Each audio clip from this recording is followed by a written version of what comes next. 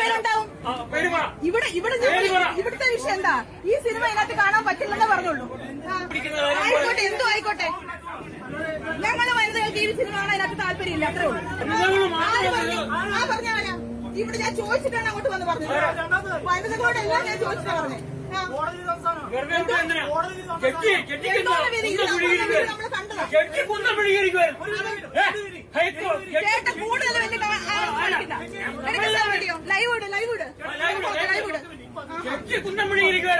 നിങ്ങൾ കൂടുതൽ അലക്കണ്ട, മര്യാദയ്ക്ക് സംസാരിച്ചാൽ മതി. ദിലീപിന്റെ ആളാകാൻ നോക്കണ്ട, ദിലീപിനെ പോലെയാകാൻ നോക്കണ്ട കേട്ടോ.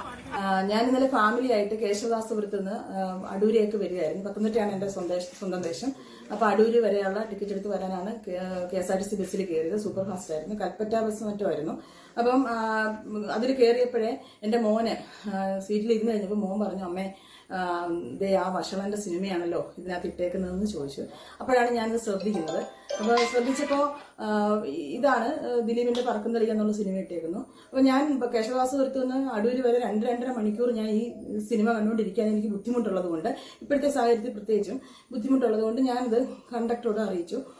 അപ്പം ഒന്നുകിൽ ഈ സിനിമ നിർത്തണം, അല്ലെങ്കിൽ പിന്നെ എനിക്ക് അടുത്ത സ്റ്റോപ്പിൽ ടിക്കറ്റ്